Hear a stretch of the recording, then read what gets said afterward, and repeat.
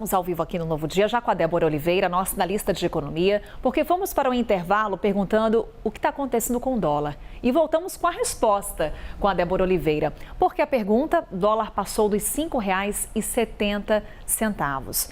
E aí, Débora, tem fatores internos e fatores externos que estão pesando para essa trajetória ascendente do dólar. Vamos começar pelo cenário aqui do Brasil. O que está pesando para esse resultado? Vamos lá, a gente teve aqui no Brasil, inclusive, uma participação do atual presidente do Banco Central, Roberto Campos Neto, viu, Carol?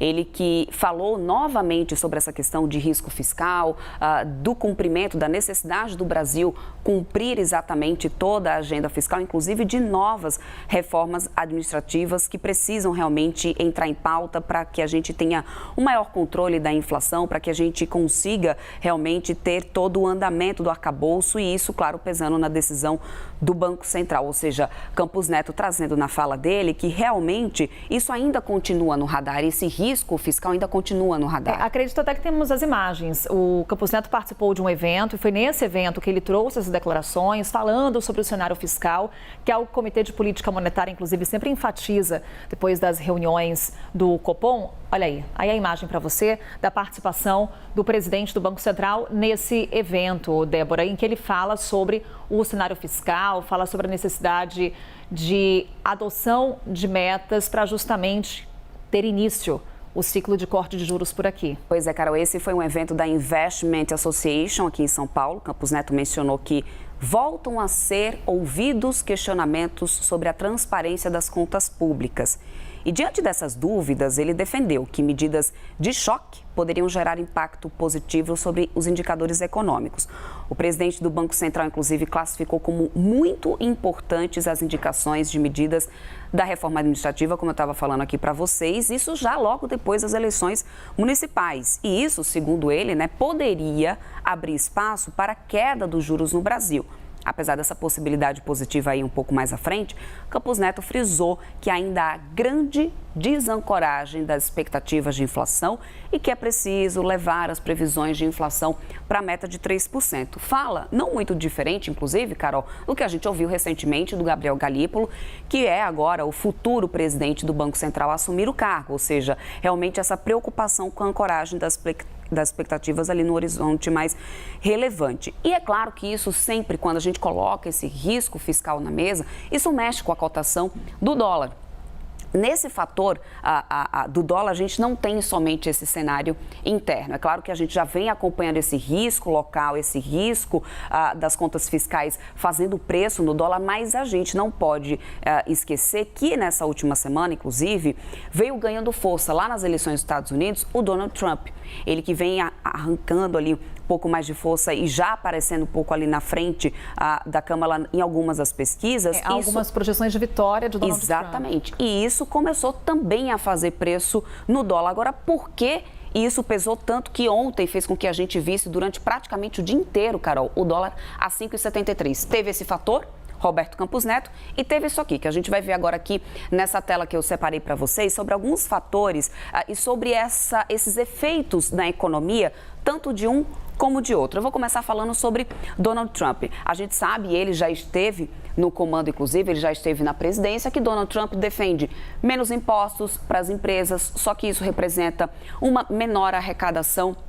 Com menor arrecadação, a gente pode ter aumento, inclusive, também de juros por causa da questão das contas, mas também aumento de inflação por causa disso daqui, ó, um maior protecionismo econômico. O que significa isso?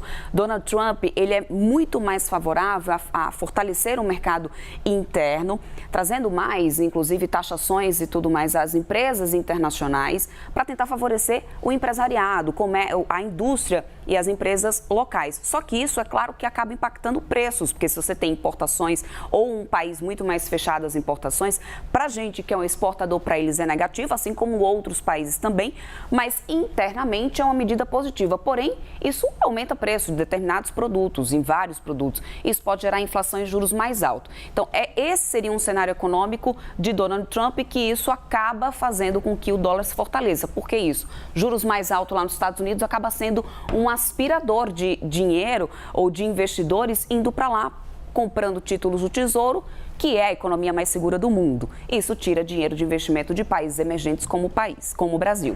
Olhando para a Câmara, ela tem uma política mais expansionista, inclusive com maior gasto público, a gente sabe muito bem disso, mais gasto em infraestrutura, e isso tem uma visão, a mesma ali parecida com o do Biden, inclusive, também pode acabar impactando nas decisões do Banco Central americano, do FONC, por causa dessa questão de aumento de inflação, só que lá com a Câmara, a gente teria um comércio bilateral mais fortalecido, porque eles defendem muito essa visão e aí isso traria um equilíbrio para a moeda e, inclusive, é o que vinha favorecendo quando a gente estava vendo a Câmara mais à frente nas pesquisas, porque a gente teria mais fortalecimento de exportações, no caso do Brasil, para os Estados Unidos.